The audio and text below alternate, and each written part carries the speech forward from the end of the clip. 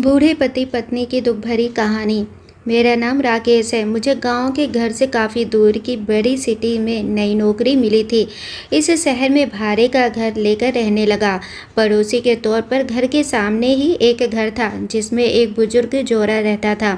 दोनों बिल्कुल अकेले थे, मतलब ना कोई बेटा, ना बेटी, ना नाती, ना पोते, यानी कि संयुक्त परिवार नहीं था। मैं एक संयुक्त परिवार का सदस्य था, इसलिए मुझे अक्सर उनके बारे में विचार आते रहते थे। मुझे देखकर बुरा लगता कि इतनी उम्र होने के बाद भी उनकी देखभाल करने वाला कोई भी उनके साथ नहीं है। जब मैं सुबह ऑफिस के लिए निकलता था तो देखता था कि दादी जी अपने कपकपाते हुए हाथों से दादाजी को चाय देती थी। वैसे ही कपकपाते हाथों में कप लिए दादाजी चाय पीते थे। वहाँ पर रहते हुए कुछ दिन होने के बाद मुझे पता चला कि यह दोनों मिलजुल कर धीरे धीरे घर के सारे काम करते थे।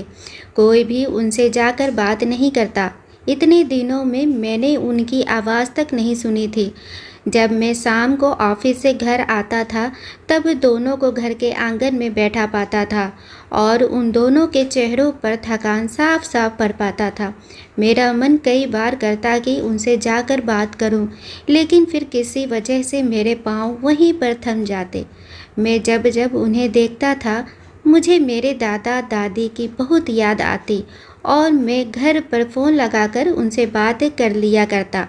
एक संडे जब मेरी ऑफिस की छुट्टी थी तो मैंने देखा दादी जी काम कर रही थी, लेकिन उन्हें रोज़ की अपेक्षा आज काम करने में कुछ ज़्यादा ही तकलीफ़ हो रही थी। मैंने उनके पास जाकर पूछा कि दादी जी, आपकी तबीयत तो ठीक है ना? क्या मैं आपकी कोई मदद कर सकता हूँ? उन्होंने प्रतिक्रिया नहीं दी। मैंने दोबारा उनसे पूछा, बताइए दादी जी, मैं क्या करूँ आपके लिए? उन्होंने फिर भी कोई उत्तर नहीं दिया। मुझे काफ़ी आश्चर्य हुआ। कुछ मिनटों बाद दादाजी वहाँ आए और वह भी कुछ नहीं बोले। मैंने ही बात को आगे बढ़ाते हुए कहा, मुझे लगता है कि दादी जी की तबीयत खराब है, इसलिए मैं यहाँ आया हूँ। मैं आपकी मदद करना चाहता हूँ। बताइए मैं कैसे आपकी मदद कर सकता हूँ? दादाजी इशारों से मुझसे बातें करने लगे। उन्होंने इशारों से मुझे बताया, ये दादी जी सुन और बोल नहीं सकती। उन्होंने यह भी बताया कि वह खुद भी बोल नहीं सकते, वह सुन सकते हैं, मेरी बात समझ सकते हैं। उन्होंने इशारों से दादी से कुछ कहा और दादी ने मेरी तरफ देख कर मेरे माथे पर हाथ फेरा। मैं उन दोनों की तरफ देखते ही रहा और ना जाने कब मेरी आंखों से आंसू बहने लगे। उस दिन के बाद जब जब मुझे समय मिलता मैं उनके पास चला जाता। वह मुझ पर बहुत प्यार बरसाते। अब तो मुझे उनके इशारे की मीठी भाषा भी बहुत अच्छे से समझ में आने लगी थी। एक दिन मैंने दादाजी से पूछा कि वह अकेले क्यों रहते हैं, क्या उन्हें कोई औलाद नहीं है?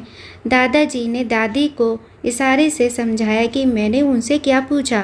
फिर दोनों मेरा हाथ पकड़कर मुझे आंगन में ले आए और अपने आंखों के आंसू पोंछे और उंगली का इशारा करते हुए एक साइकिल मुझे दिखाई। साइकिल को देखकर मैं समझ गया कि उनके परिवार वाले उन्हें छोड़कर कहीं जा चुके हैं और अब उनके हिस्से में केवल यादें ही बची हैं। उन्हें रोता हुआ देखकर मैं भावुक हो गया और मैंने दोनों को गले से लगा लिया। उन्होंने मेरे ऊपर अपने सीने में सालों से बंद प्यार के बादलों से प्यार की इतनी बारिश कर दी कि मैं पूरी तरह उसमें भीग गया। दोस्तों, इस कहानी के माध्यम से एक संदेश समाज के उन लोगों के लिए जो बुजुर्ग लोगों को एक बोझ समझकर अपने से दूर कर देते हैं। ये तो दुनिया की रीति है, आज बचपन कल जवानी तो फिर बुढ़ापा हम सबको आना है। फिर हम क्यों नहीं समझते कि आज जो गलत काम हम कर रहे हैं वो कल हमारे साथ भी हो सकता है। दोस्तों, आशा करती हूँ कि आप लोगों को यह कहानी ज़रूर पसंद आई होगी। कहानी पसंद आई हो तो प्लीज़ चैनल को लाइक शेयर एंड सब्सक्राइब करें। Thanks for watching.